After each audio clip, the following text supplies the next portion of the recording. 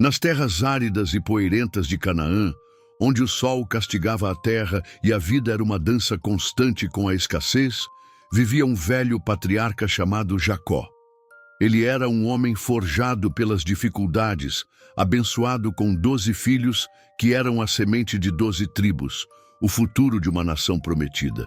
No entanto, o coração de um pai, por mais vasto que seja, raramente se divide em porções perfeitamente iguais. E o coração de Jacó pertencia, de uma forma visível e perigosa, a José. José era o filho de sua velhice, o primogênito de Raquel, a esposa que ele amara com uma devoção que transcendia a própria vida. Nos traços de José, Jacó via o eco da beleza de Raquel. Em sua inteligência rápida, via um reflexo de sua própria astúcia. Os outros 11 filhos, nascidos de outras esposas, eram robustos, práticos, homens do campo cujas mãos eram calejadas pelo trabalho com o rebanho. Eles eram o presente de Jacó, mas José era sua herança, seu sonho. E Jacó cometeu o erro atemporal de todos os pais que amam um filho um pouco mais alto que os outros. Ele tornou seu favoritismo visível. O símbolo desse amor desigual era um manto, mas não era um manto comum de lã áspera, tingido com os marrons e cinzas da paisagem. Era uma obra de arte, uma túnica de mangas compridas, tecida com fios de todas as cores imagináveis. O azul profundo do céu noturno do deserto, o vermelho vibrante das romãs, o amarelo dourado do trigo maduro e o púrpura real, uma cor tão cara que era reservada aos reis. Quando José, aos 17 anos, vestia aquele manto, ele não parecia um simples pastor. Parecia um príncipe entre camponeses. Para seus irmãos, aquele manto não era um presente de amor. Era uma bandeira de arrogância, um lembrete diário de que, aos olhos do pai, eles eram secundários. A situação, já tensa, foi incendiada pelos sonhos de José. Ele não era apenas o favorito. Era também um sonhador, e seus sonhos eram tão grandiosos e desprovidos de tato quanto seu manto era colorido. Certa manhã, com a ingenuidade cruel da juventude, ele os reuniu e narrou seu primeiro sonho. Estávamos no campo, atando feixes de trigo. De repente, o meu feixe se levantou e ficou em pé, enquanto os feixes de vocês se curvaram diante do meu. Seus irmãos trocaram olhares sombrios. A metáfora era óbvia e insultuosa. Então, queres dizer que vais reinar sobre nós? Zombaram eles, o sarcasmo mal escondendo a raiva que fervia por baixo. Poucos dias depois, ele lhes contou outro, ainda mais grandioso. Eu tive outro sonho, disse ele, os olhos brilhando. Vi o sol, a lua e 11 estrelas se curvando diante de mim. Desta vez, até Jacó, que o amava tanto, o repreendeu. Que sonho é esse? Acaso eu, sua mãe e seus irmãos viremos a nos prostrar diante de você? Mas enquanto seus irmãos sentiam o ódio se solidificar em seus corações, Jacó, em silêncio, guardava aquelas palavras. Havia algo profético, algo inquietante naquelas visões. O ódio, quando alimentado diariamente, busca uma oportunidade para se manifestar. E a oportunidade chegou em um dia quente e sem nuvens. Os irmãos mais velhos haviam levado os rebanhos para pastar longe, perto de uma cidade chamada Dotã. Depois de muitos dias, Jacó, preocupado, chamou José. Vá, meu filho, encontre seus irmãos e me traga notícias de como eles estão e como vai o rebanho. Vestindo seu esplêndido manto, um alvo colorido contra a paisagem ocre, José partiu. Ele era a imagem da obediência e do privilégio, alheio à tempestade que sua presença estava prestes a desencadear. Os irmãos o viram de longe, uma mancha vibrante se aproximando no horizonte, e o veneno que haviam guardado por tanto tempo finalmente transbordou. Lá vem o sonhador, disse um deles, a voz carregada de desprezo. Esta é a nossa chance. Vamos matá-lo e jogá-lo em uma dessas cisternas vazias.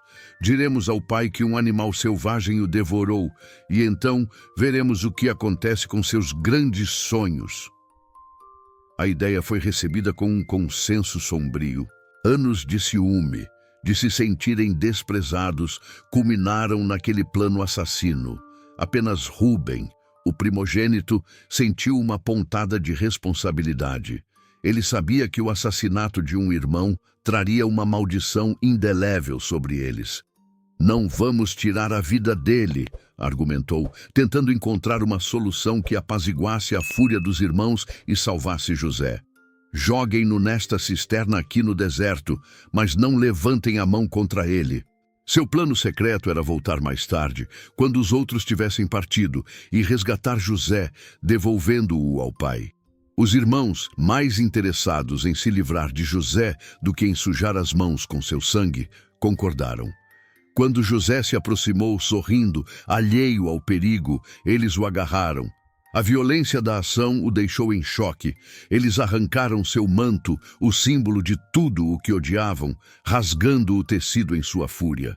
Ignorando seus gritos e súplicas, arrastaram-no até a beira de uma cisterna seca, um poço escuro e profundo no meio do nada, e o jogaram lá dentro. A queda foi dura, o impacto contra o fundo de terra seca, roubando-lhe o ar. Acima, ele via um pequeno círculo de céu azul, emoldurado pelos rostos cheios de ódio de seus próprios irmãos.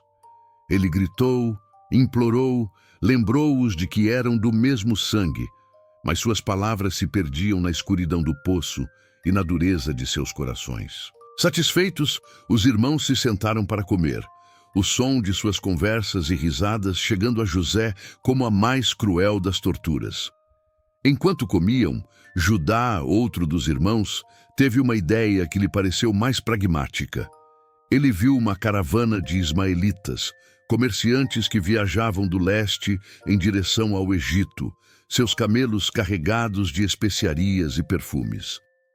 Que proveito teremos se matarmos nosso irmão e escondermos seu sangue? Disse Judá. Vamos vendê-lo a esses ismaelitas. Afinal, ele é nosso irmão, nossa carne. Não devemos levantar a mão contra ele. A proposta de Judá não era nascida da compaixão, mas da ganância e de uma forma de covardia.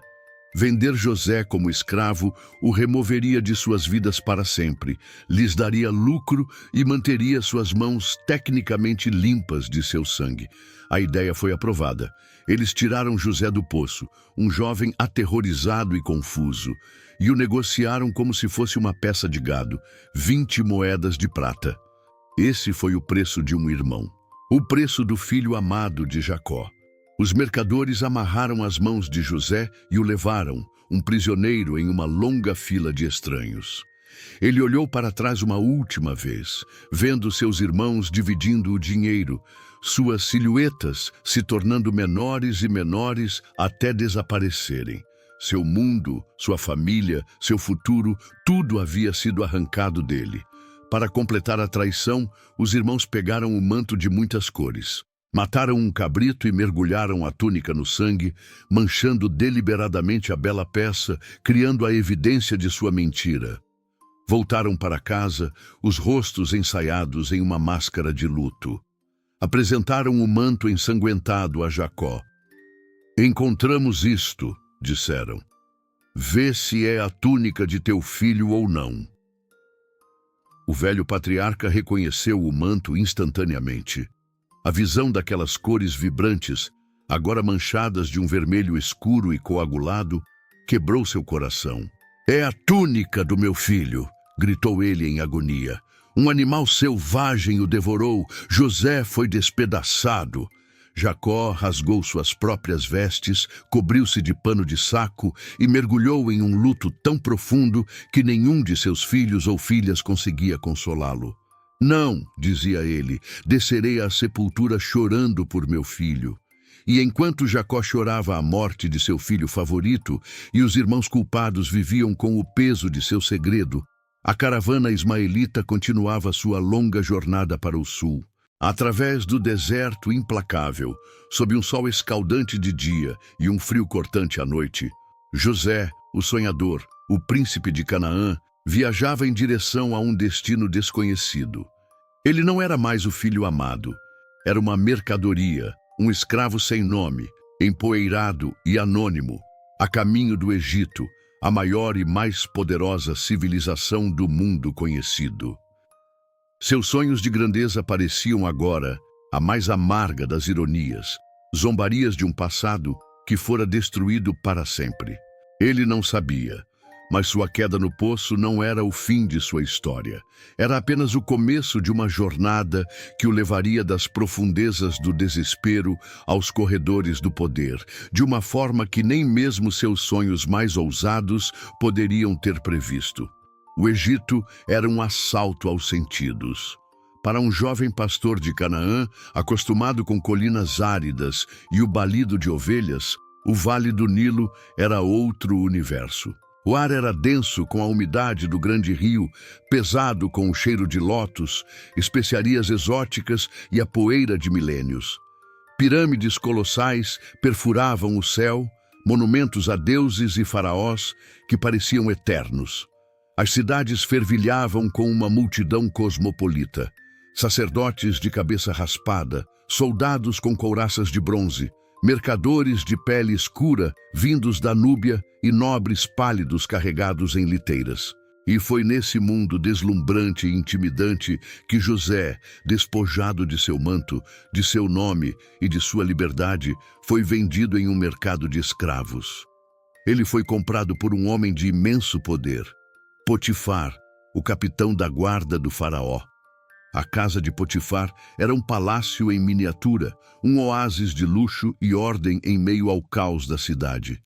Havia pátios com fontes, jardins com tamareiras e servos que se moviam em um silêncio eficiente. José, que poderia ter se afundado no desespero e na amargura, fez uma escolha. Ele se recusou a ser definido por sua condição. Em vez de rebeldia, ele ofereceu diligência. Em vez de ódio, ele ofereceu integridade. E o Deus de seus pais, que parecia tão distante no fundo daquele poço, estava com ele. Tudo o que José tocava, prosperava. Se o mandavam para os campos, a colheita era mais abundante. Se o colocavam para supervisionar os celeiros, o grão parecia se multiplicar. Havia uma bênção em suas mãos, uma sabedoria em suas decisões que ia muito além de sua idade e experiência. Potifar, um homem acostumado a julgar o caráter dos outros, notou rapidamente. Ele viu que o jovem hebreu não era um escravo comum. Havia uma luz nele, uma competência e uma honestidade que eram raras. Potifar começou a promover José. Do trabalho nos campos, ele o levou para dentro de casa. Da supervisão de outros escravos, ele o elevou a administrador de toda a sua propriedade. Logo, José era o senhor de fato da casa de Potifar. Ele controlava as finanças, gerenciava os servos, supervisionava as colheitas e os rebanhos. Potifar confiava nele tão completamente que a única coisa com que se preocupava era a comida que colocava em seu prato. José, o escravo, havia se tornado mais uma vez um príncipe, embora em uma terra estranha. Ele trocara o manto de lã por túnicas de linho egípcio e a liberdade perdida por uma posição de imensa responsabilidade.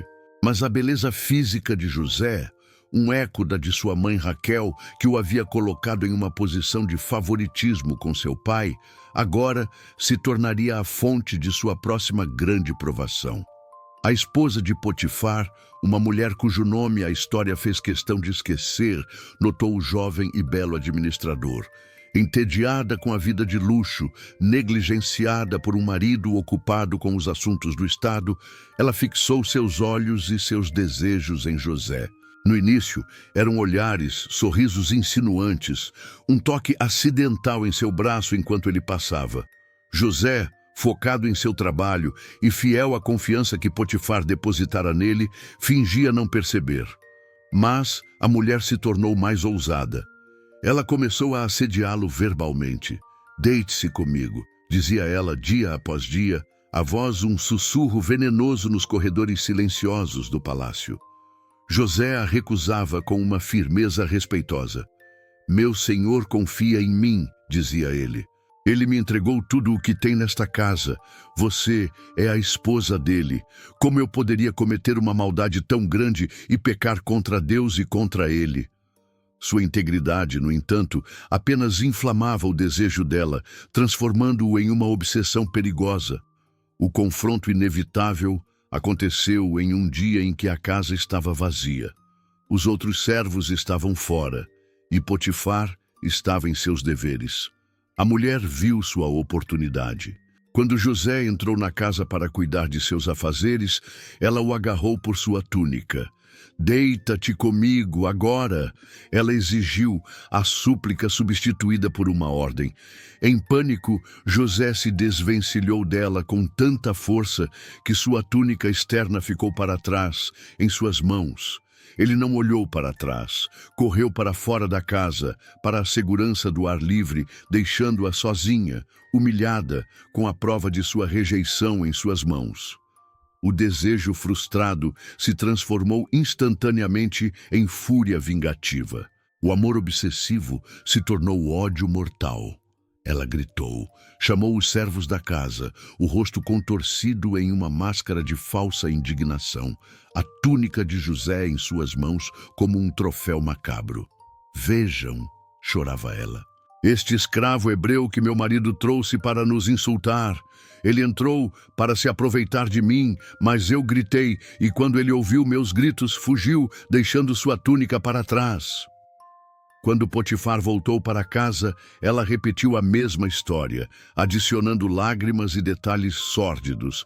A evidência, a túnica de José, parecia irrefutável. Potifar, consumido pela raiva e pela humilhação pública, não questionou.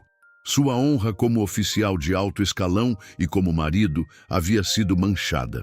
Ele mandou prender José imediatamente. Pela segunda vez em sua vida, José foi traído e despojado de tudo por causa de uma peça de roupa. O manto colorido levara-o ao poço. A túnica de linho levou-o à prisão. Ele foi jogado na masmorra do rei, um lugar escuro e úmido reservado para prisioneiros do Estado, um buraco de onde poucos saíam.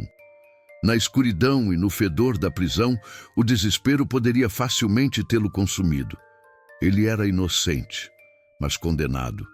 Ele fora fiel, mas punido. Parecia que Deus o havia abandonado completamente.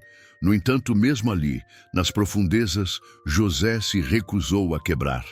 A mesma integridade e competência que o elevaram na casa de Potifar começaram a brilhar na escuridão da prisão.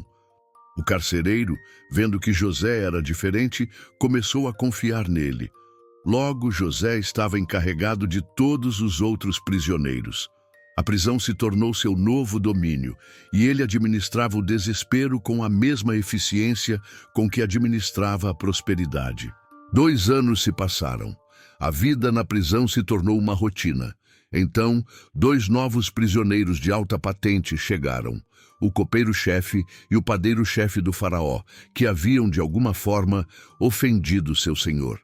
Certa manhã, José os encontrou abatidos e perturbados. Por que estão com os rostos tão tristes hoje? Perguntou ele. Nós 2 tivemos um sonho esta noite, responderam eles, e não há ninguém para interpretá-lo. As interpretações não pertencem a Deus? Disse José, sua fé inabalada. Contem-me seus sonhos. O copeiro foi o primeiro. Em meu sonho, eu via uma videira com 3 ramos. Ela brotou, floresceu e deu uvas maduras. Eu peguei as uvas, espremi-as na taça do faraó e a entreguei em sua mão. José ouviu e, com uma clareza que não vinha dele, respondeu. A interpretação é esta. Os 3 ramos são 3 dias. Dentro de 3 dias, o faraó o perdoará e o restaurará à sua posição. Você entregará a taça do faraó em sua mão novamente. Então, com uma ponta de esperança humana, ele acrescentou. Mas quando tudo estiver bem com você, por favor, lembre-se de mim. Fale de mim ao faraó e tire-me deste lugar. Fui trazido à força da terra dos hebreus e não fiz nada para merecer esta masmorra. Encorajado pela interpretação positiva, o padeiro contou seu sonho. Eu também tive um sonho. Havia 3 cestas de pão branco na minha cabeça. Na cesta de cima havia todo tipo de doces para o faraó, mas os pássaros vinham e comiam da cesta. A interpretação de José desta vez foi sombria. Os 3 cestos são 3 dias. Dentro de 3 dias, o faraó o condenará e o pendurará em uma árvore, e os pássaros comerão a sua carne. Tudo aconteceu exatamente como José previra. 3 dias depois, no aniversário do faraó, o copeiro-chefe foi perdoado e restaurado ao seu posto. O padeiro-chefe foi executado. O copeiro, exultante com sua liberdade, retomou sua vida de privilégio no palácio. E na alegria de sua libertação, ele cometeu a mais casual e cruel das traições. Ele se esqueceu de José. A promessa de falar com o faraó se dissolveu como fumaça. Para o copeiro, o episódio na prisão era um pesadelo que ele queria esquecer. E José era parte desse pesadelo. E assim, José permaneceu na prisão. A porta que parecia prestes a se abrir se fechou com um estrondo silencioso. Ele esperou um dia, uma semana, um mês. A esperança que ardera tão intensamente começou a vacilar. Mais 2 anos se passaram, 2 longos anos de silêncio, de espera, de esquecimento. José, o sonhador, o administrador, o intérprete, estava completamente só, esquecido por Deus e pelos homens, apodrecendo no fundo do império egípcio, seu futuro uma página em branco na escuridão. O poder do faraó era absoluto, sua palavra era lei e sua divindade, incontestada. Ele era o eixo sobre o qual todo o império do Egito girava.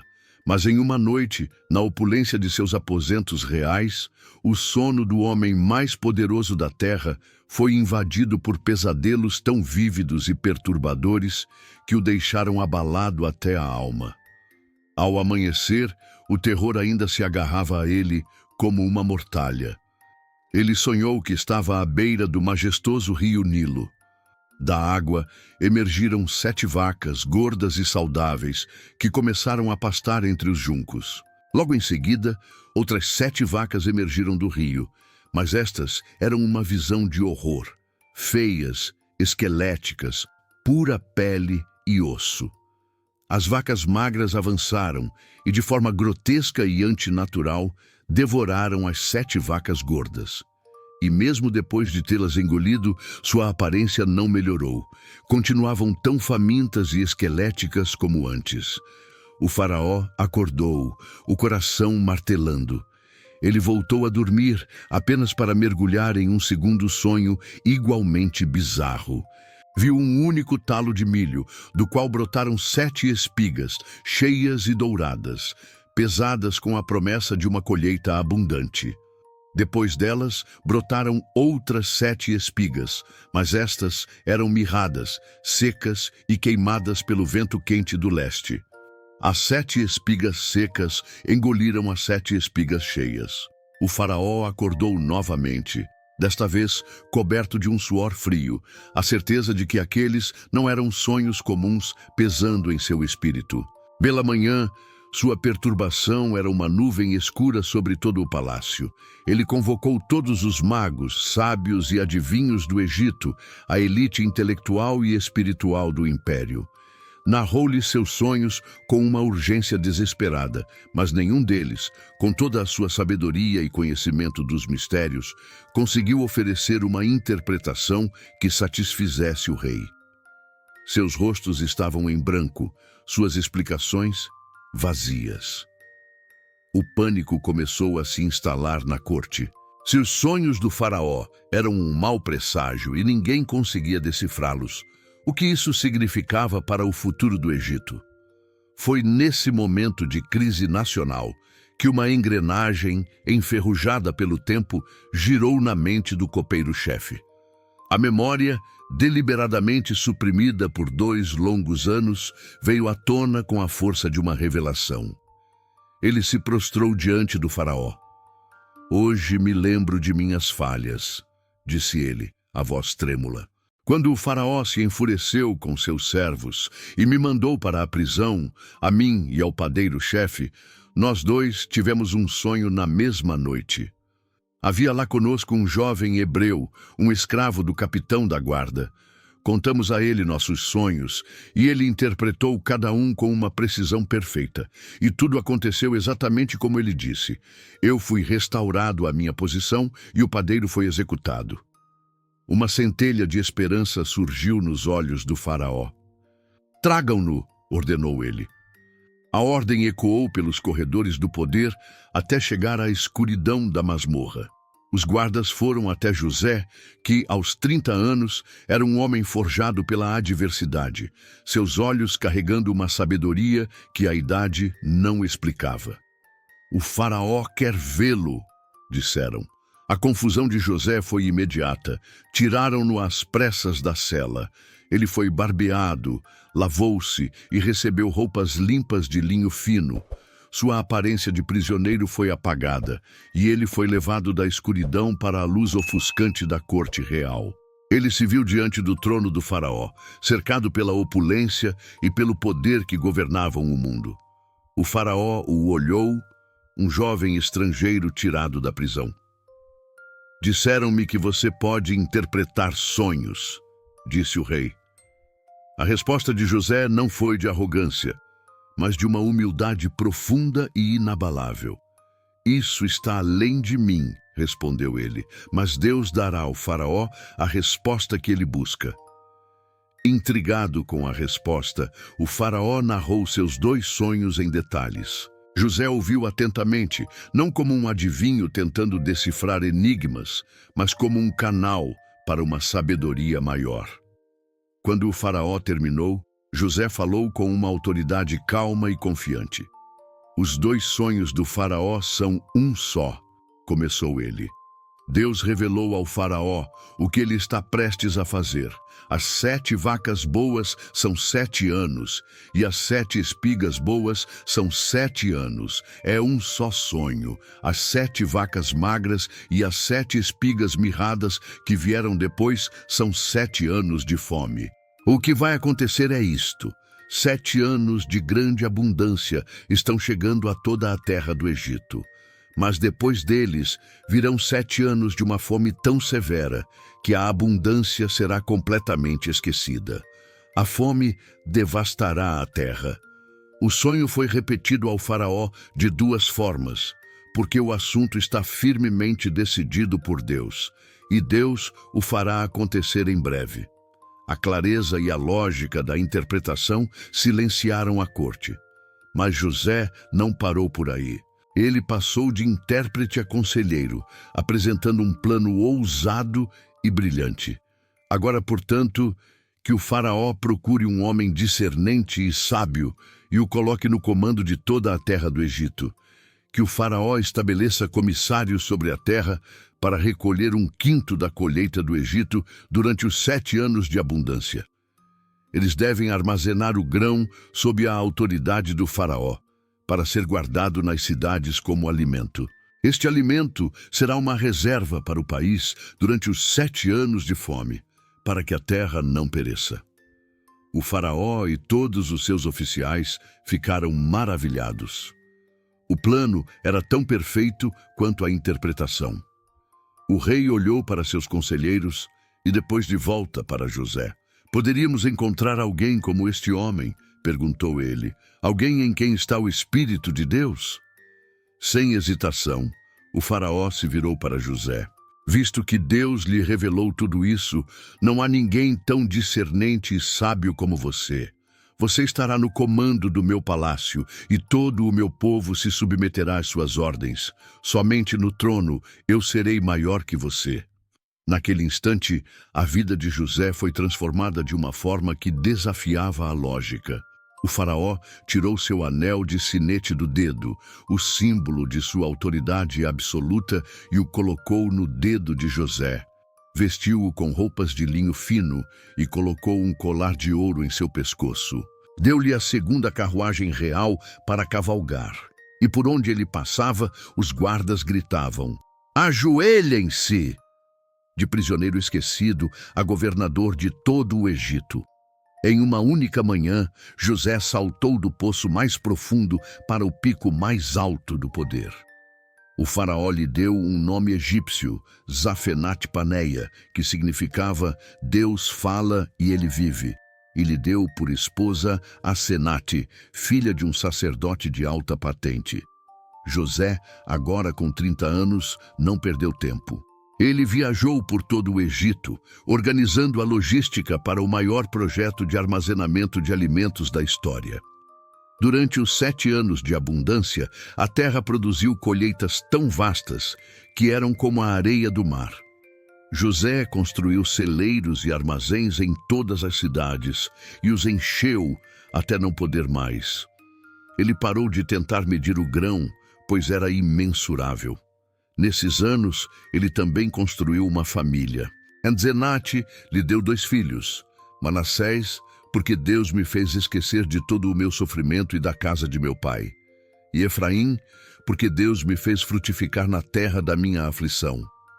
Então, como José previra, os 7 anos de abundância terminaram, e a fome começou. Não apenas no Egito, mas em todas as terras vizinhas. A terra secou, as colheitas falharam e o desespero se instalou.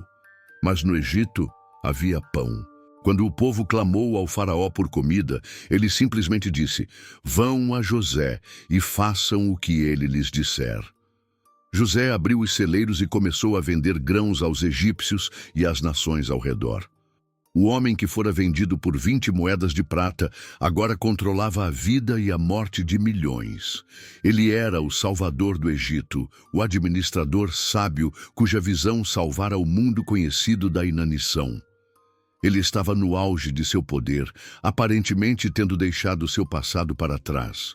Mas a fome, que era sua inimiga, estava prestes a se tornar o instrumento que traria seu passado de volta à sua porta, de uma forma que testaria as profundezas de seu coração e a força de seu perdão.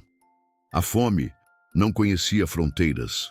Suas garras secas se estenderam de Egito para além, apertando a terra de Canaã com uma força implacável. Os pastos onde os rebanhos de Jacó antes se fartavam agora eram terra rachada e poeira.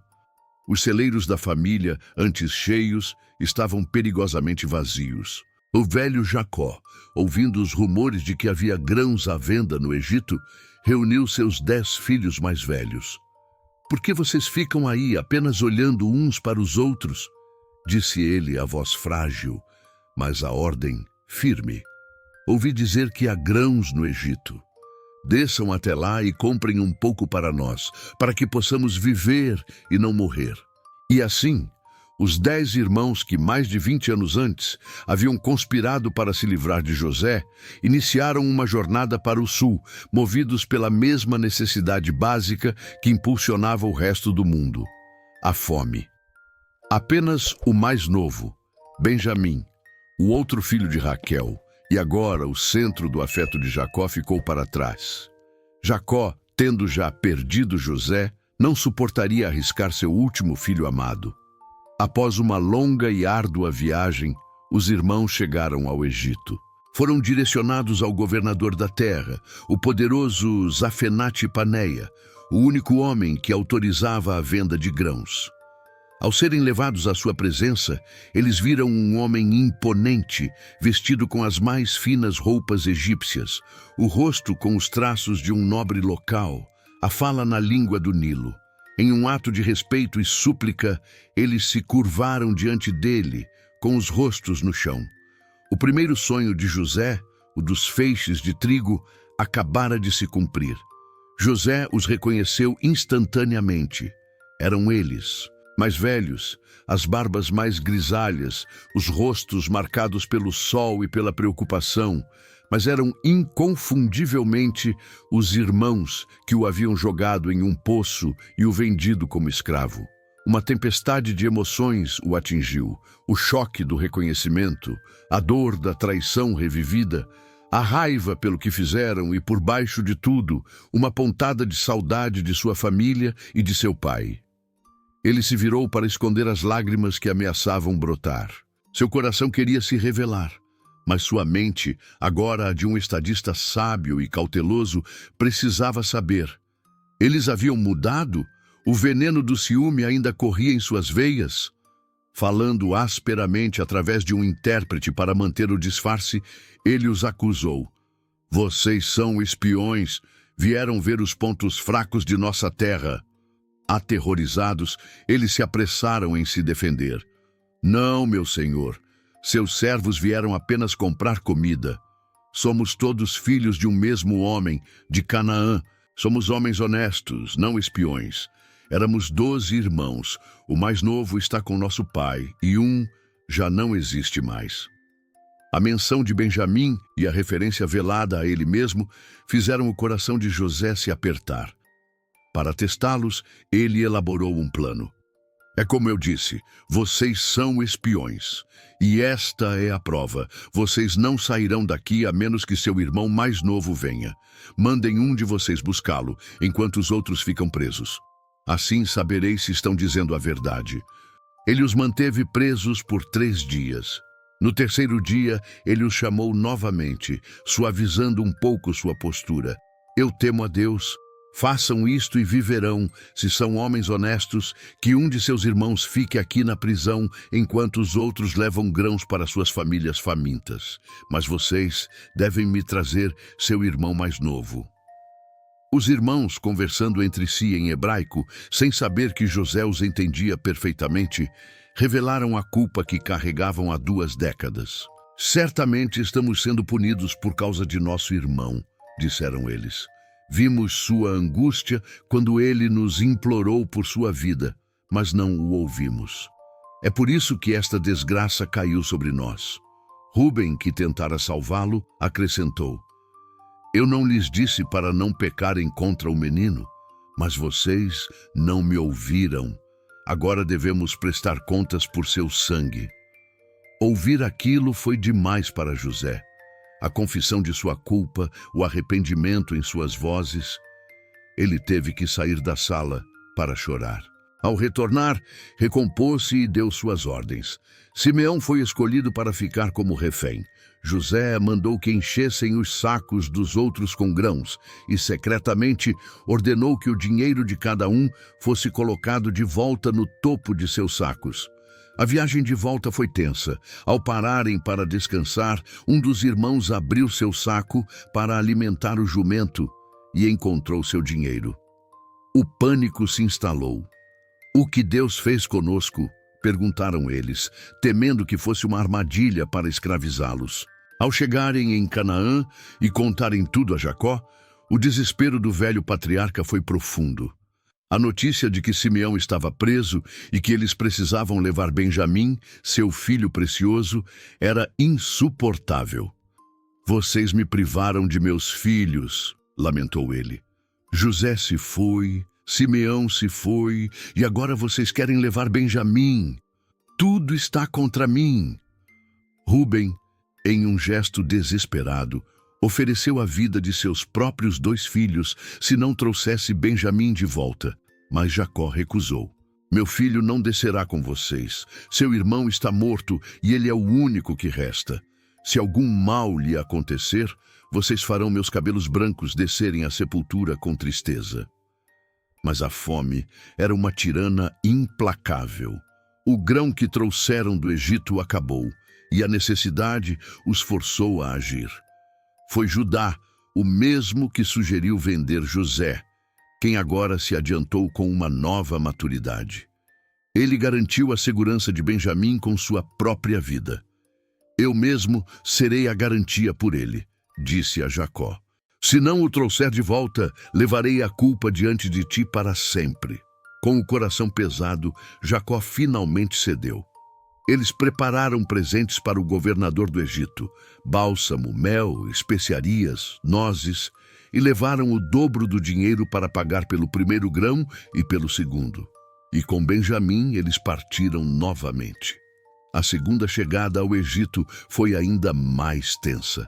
Quando José viu que Benjamim estava com eles, ordenou que fossem levados à sua casa para um banquete. Os irmãos, lembrando-se do dinheiro em seus sacos, ficaram apavorados pensando que seriam feitos escravos. Mas foram tratados com honra. Simeão foi libertado e se juntou a eles. Quando José chegou, eles se curvaram novamente, apresentando os presentes. O sonho das estrelas, do sol e da lua se cumpria. José lutava para manter a compostura. Seu pai, o velho de quem falaram, ainda está vivo? Ele está bem? Perguntou. Então, seus olhos pousaram em Benjamim, seu irmão de sangue, filho de sua mãe. Este é seu irmão mais novo? Perguntou a voz embargada. Que Deus te abençoe, meu filho. Dominado pela emoção, ele correu para seus aposentos para chorar. Durante o banquete, ele os sentou em ordem de idade, do mais velho ao mais novo, o que os deixou perplexos. E serviu a porção de Benjamim 5 vezes maior que a dos outros, um último teste para ver se o antigo ciúme ainda existia. Mas os irmãos não mostraram inveja, apenas alegria por estarem todos juntos e seguros. O teste final e mais cruel de José veio na manhã seguinte. Ele ordenou que seus sacos fossem enchidos de grãos e que o dinheiro de cada um fosse devolvido. Mas na boca do saco de Benjamim, ele mandou colocar sua taça de prata pessoal. Assim que partiram, José enviou seu administrador atrás deles para acusá-los de roubo. A taça, claro, foi encontrada no saco de Benjamim. Desesperados e desonrados, eles rasgaram suas vestes e foram levados de volta à presença de José. O que vocês fizeram? Ele os acusou. O homem em cujo saco a taça foi encontrada será meu escravo. Os outros podem ir em paz. Este era o momento da verdade. 20 anos antes, eles haviam sacrificado um irmão para se salvarem. O que fariam agora? Foi Judá quem se adiantou. Em um discurso apaixonado e comovente, ele se ofereceu no lugar de Benjamim. Ele descreveu a dor de seu pai, a promessa que fizera e a certeza de que se voltassem sem Benjamim, Jacó morreria de tristeza. Portanto, por favor, implorou ele, deixe seu servo ficar como escravo do meu senhor no lugar do menino, e deixe o menino voltar com seus irmãos, pois como posso eu voltar para meu pai se o menino não está comigo? Não poderia suportar ver a miséria que sobreviria a meu pai. Aquele ato de sacrifício, aquela demonstração de amor e responsabilidade, quebrou a última barreira no coração de José. Ele viu que seus irmãos haviam mudado. Eles não eram mais os jovens egoístas e cruéis que o haviam traído. Eles aprenderam a amar, a proteger uns aos outros. Ele não conseguia mais se conter. Saiam todos da minha presença, ordenou ele a seus servos egípcios. E quando ficou sozinho com seus irmãos, ele desabou. Chorou tão alto que sua voz foi ouvida em todo o palácio. E então, entre soluços, ele disse as palavras que eles jamais esperariam ouvir. Eu sou José, meu pai ainda está vivo. Os irmãos ficaram paralisados, mudos de terror e de choque. O governador do Egito, o segundo homem mais poderoso do mundo, era o irmão que eles haviam vendido como escravo. Eles esperavam a morte, a vingança, mas o que veio a seguir foi a graça. Aproximem-se, disse José. Eu sou seu irmão José, a quem vocês venderam para o Egito. Mas agora não se aflijam, nem se zanguem consigo mesmos por terem me vendido para cá, pois foi para salvar vidas que Deus me enviou adiante de vocês. Vocês intentaram o mal contra mim, mas Deus o transformou em bem, para realizar o que agora está sendo feito, a salvação de muitas vidas. Ele abraçou Benjamim e chorou. Depois beijou cada um de seus irmãos, e o medo deles finalmente se dissolveu, dando lugar a lágrimas de alívio e a uma conversa que durou horas, fechando as feridas de 2 décadas. A notícia chegou ao faraó, que se alegrou e ofereceu a melhor terra do Egito, a terra de Gósen, para que toda a família de Jacó viesse morar. E assim, a grande família foi reunida. A imagem de Jacó, velho e quase cego, abraçando José, o filho que ele chorara como morto por tantos anos, é uma das mais poderosas de toda a Escritura. A jornada de José, que começou com um manto colorido e um poço escuro, terminou nos mais altos escalões do poder, não como um conto de vingança, mas como uma prova de que a fé, a integridade e, acima de tudo, o perdão, tem o poder de transformar as mais profundas traições no mais belo plano de redenção. A família que a inveja quase destruiu foi salva pelo mesmo irmão que eles haviam rejeitado, cumprindo um propósito divino muito maior do que qualquer um deles poderia ter sonhado. A lição mais evidente é o poder do perdão.